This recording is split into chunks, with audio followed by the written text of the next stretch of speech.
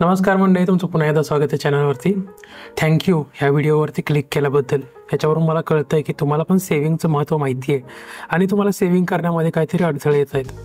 आजच्या व्हिडिओमध्ये आपण समजून घेऊया की सेव्हिंग का नाही करू शकत आपण आणि कोणते अडथळे त्यामध्ये येतात आणि ज्यातून आपण मार्ग कसा काढू शकतो. ह्या व्हिडिओमध्ये मी टोटल 6 अशी कारणं सांगितली ज्यामुळे आपल्याला सेव्हिंग करता येत नाहीये आणि त्यातून मार्ग कसा काढायचा ते पण मी सांगितलं. तर हा व्हिडिओ प्लीज शेवटपर्यंत बघा.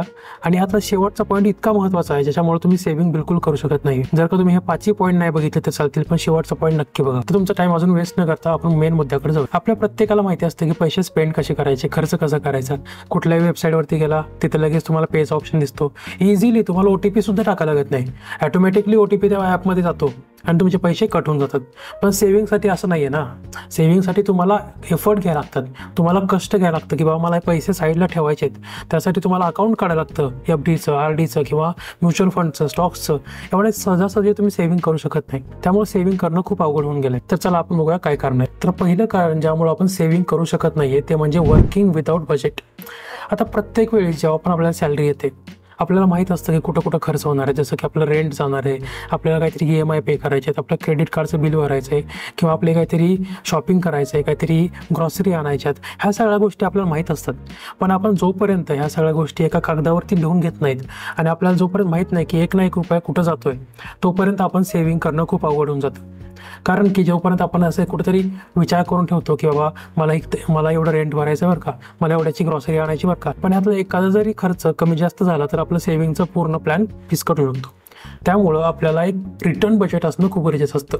आता त्यामध्ये लिहायचं की मी एवढे पैसे कमवले त्या महिन्याला, त्यातून मला रेंट एवढं द्यायचं आहे, मला सेव्हिंग एवढी करायची, मला यातलं एवढं बाकीचं जे शॉपिंग असेल, माझं ग्रॉसरी असेल, हे सगळं करायचं आहे. जोपर्यंत आपण ते रिटर्न लिहित नाही आहे आणि आपल्याला डोळ्यासमोर ते दिसत नाही आहे तोपर्यंत ते फॉलो करणं खूप अवघड असतं. तर यासाठीच मी एक सेपरेट व्हिडिओ बनवला ज्यामध्ये मी 50, 30 आणि 20च्या रूलनुसार तुम्ही सेव्हिंग कसं करू शकता आणि बजेटिंग कसं करू शकता ते सांगितलं आहे. तर तो व्हिडिओ तुम्ही ह्या व्हिडिओनंतर नक्की बघा. जोपर्यंत आपण असं रिटर्न बजेट ठेवत नाही तोपर्यंत आपण कोणत्याही अननेसेसरी गोष्टींवरती खर्च करत जातो. एखादा काहीतरी सेल लागला आहे किंवा एखाद्या गोष्टीवरती डिस्काउंट आहे किंवा कोणीतरी काहीतरी गोष्ट विकायला काढली स्वस्तामध्ये, आपण घेऊन टाकणार. आपल्याला माहीत पण नाही की त्याची खरंच गरज आहे की नाही. तर एक रिटर्न बजेट असणं खूप गरजेचं असतं. सेव्हिंग न करता येण्याचा दुसरा पॉईंट आहे की नॉट हॅव्हिंग गोल्स. म्हणजे एक काहीतरी ध्येयच नाही की कशासाठी मला सेव्हिंग करायचं आहे. तुम्ही सेव्हिंग असंच करायला गेला तर तुमच्यासाठी ते पॉसिबल नाही. कारण की तुम्ही सेव्हिंग एका महिन्यात कराल, दुसऱ्या दिवशी त्या सेव्हिंगमधून पैसे काढून काहीतरी खरेदी कराल. तर एक काहीतरी गोल असणं खूप गरजेचं असतं. आता जेवढं स्पेसिफिक गोल असेल तेवढं जास्त पॉसिबल होतं तुम्हाला सेव्हिंग करणं. आता समजा तुम्हाला एखादा लॅपटॉप घ्यायचा आहे, तुम्हाला माहिती आहे 1 लाखाचा लॅपटॉप आहे आणि त्याच्यामध्ये हे कॉन्फिगरेशन आहे.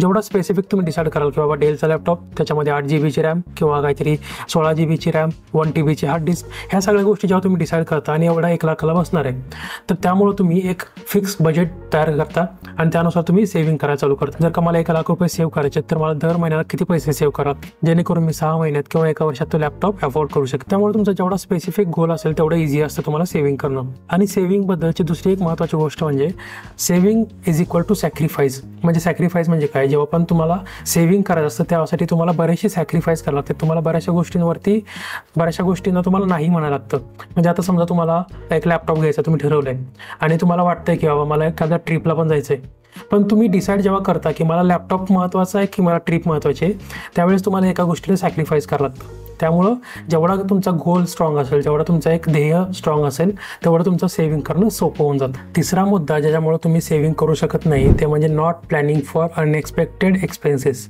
आता याचा अर्थ काय होतो की अशा बऱ्याचशा गोष्टी असतात आपल्या आयुष्यामध्ये ज्यामध्ये आपण कंट्रोल नाही करू शकत.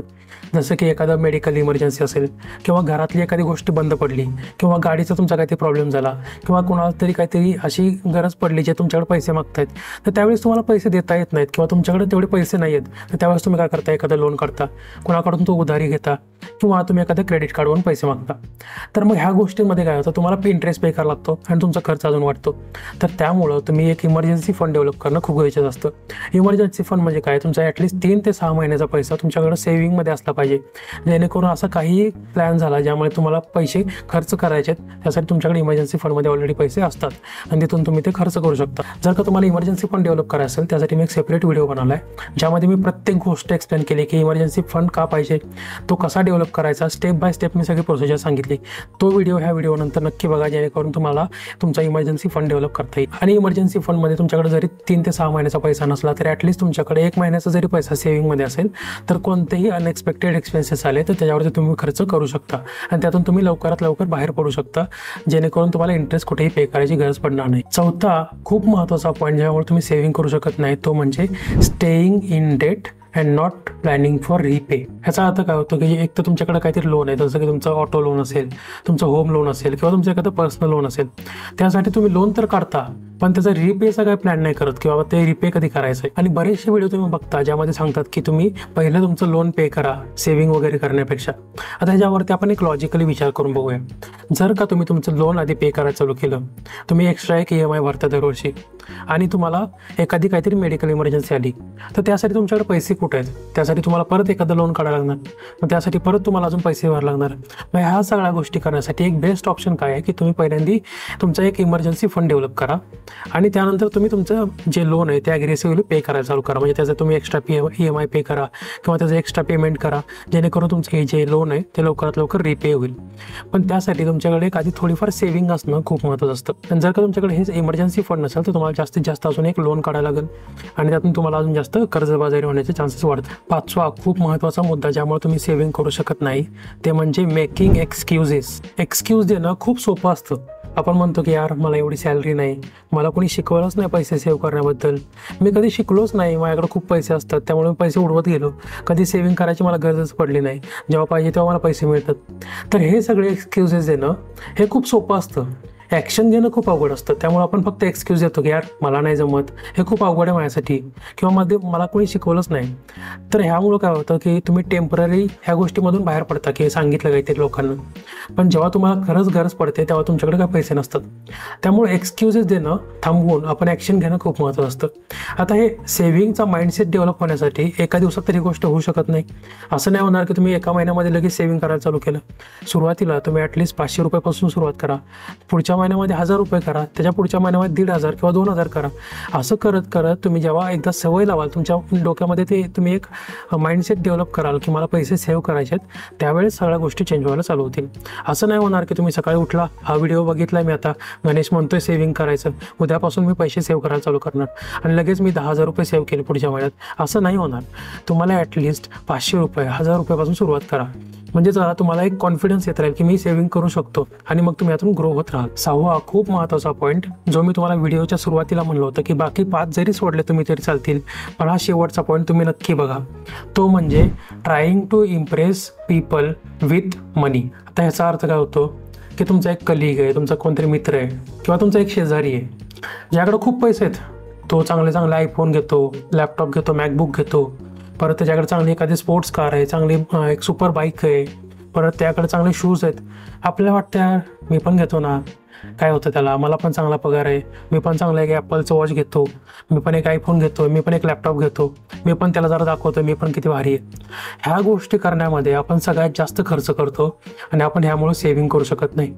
तर जेव्हा पण आपण विचार करतोय की आपण एखाद्याला इम्प्रेस करण्यासाठी ह्या गोष्टी घेतोय, तर ह्या गोष्टीवर विचार करा की आपल्याला ह्या गोष्टीची खरंच गरज आहे का. त्यामुळंच जेवढा आपला एखादा गोल स्पेसिफिक ठरवलेला असेल की मला हीच गोष्ट पाहिजे आणि त्यासाठीच मला सेव्हिंग करायचं आहे, तेवढं तुम्ही जास्त सेव्हिंग चांगल्या पद्धतीने करू शकता. जर का तुमच्याकडे गोल तेवढा स्पेसिफिक नसेल आणि जेवढा तुमचा गोल स्ट्रॉंग नसेल तर तुम्ही कोणतीही गोष्ट जी दिसेल ती खरेदी करायला चालू करता आणि ज्यामुळे तुमचं सेव्हिंग होत नाही. जर का तुम्हाला हा व्हिडिओ आवडला असेल तर व्हिडिओ लाईक करा आणि अशाच कंटेंटसाठी चॅनलला सबस्क्राईब करा. तुम्हाला काही डाऊट असतील तर मला कमेंटमध्ये नक्की विचारा. Thank you for watching. Stay curious. Bye.